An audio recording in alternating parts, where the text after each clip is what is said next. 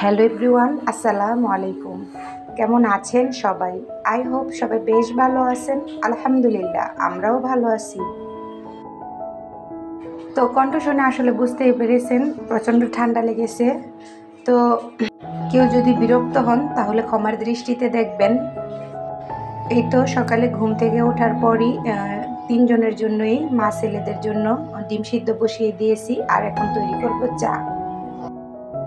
ঠান্ডার মধ্যে কিন্তু মশলা বা রং চা খুবই উপকারী। আসলে আবহাওয়া চেঞ্জ হচ্ছে, তাই আর এদিকে গরমও কিন্তু প্রচণ্ডই পড়েছে, তাই ঠান্ডাটা একটু বেশিই লাগছে। আর এই তো শাক, এগুলো হচ্ছে আমার বিলের শাক। তো কাল বিকেলে উঠিয়ে নিয়ে এসেছিলাম, মানে আমার বাসার নিচেই, তো ওইখান থেকে উঠিয়ে নিয়ে এসেছি। তো এটা রান্না করে নিব। তা আসলে ভিডিওর থাম্বনেল দেখে আশা করি বুঝতেই পেরেছেন, মানে গ্রামে থাকলে কিন্তু গ্রামের কিছু সুবিধা পাওয়াই যায়, আবারও শহরে থাকলে কিন্তু শহরের সুবিধা। তো আসলে গ্রামে থাকলে কিন্তু কিছু কিছু ফ্যাসিলিটি আছেই, যেমন এই তো সাধারণত এখন হয়তোবা বাজার সামনে নেই, তো এখানে বিল থেকে কিছু শাক সবজি এগুলো উঠিয়ে নিয়ে কিন্তু রান্না করা যায়। তবে শহরে এই দিকটা ভালোই লাগে, যদি টাকা লাগেও তারপরে কিন্তু হাতের নাগালে সব কিছু পাওয়াই যায়। যেমন অনেক ধরনের সবজি আমরা কিন্তু গ্রাম অঞ্চলে বছরে একবার না হলে চোখেই দেখি না, অথচ এটা কিন্তু সারা বছরই শহরে পাওয়া যায়। তো এর মধ্যে আমরা কিন্তু চলে এসেছিলাম আমার ছোট খালামণির বাসায়। তো ঈদের পর ছেলেরা বায়না ধরছে তারা তার ছোট নানির বাসায় আসবে। তো দুই ছেলেকে নিয়ে চলে এলাম ঢাকা। আমরা কিন্তু দুপুরের দিকে চলে এসেছি। তো সন্ধ্যার সময় তো সবাই একসাথে বের হলাম বাইরে থেকে চটপটি ফুচকা খাওয়ার জন্য। তো এখন তো বাচ্চারা মহা খুশি।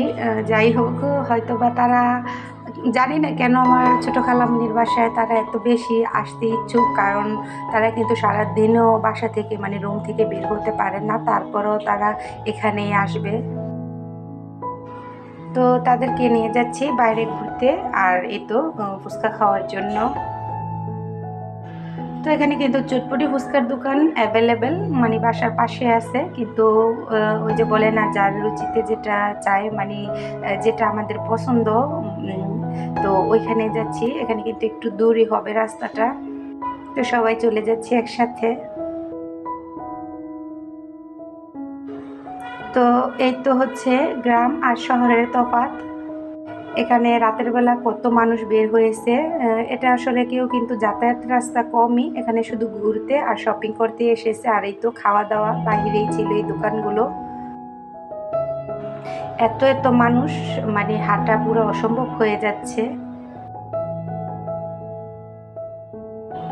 তো আমরা যেমন গ্রামে বাহিরে বের হতে পারি, আসলে শহরে কিন্তু ইচ্ছে করলেই ঘর থেকে বের হওয়া যায় না বা হয় না। তো রাতের বেলা হয়তো বা সবাই একটু ফ্রি সময় কাটানোর জন্যই প্রিয় মানুষদের সাথে বাহিরে আসে।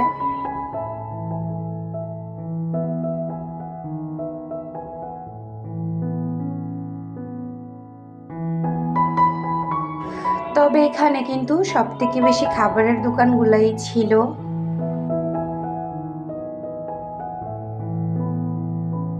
তো ভিডিওর এ পর্যায়ে এসে বলছি, যারা আমার ভিডিওটি দেখছেন কিন্তু এখন একটি লাইক দেননি, দয়া করে একটি লাইক করে দিবেন। আর ভিডিওর কোনো অংশ যদি আপনাদের কাছে একটু ভালো লেগে থাকে তাহলে আমার চ্যানেলটিকে সাবস্ক্রাইব করে আমার পাশে থাকবেন।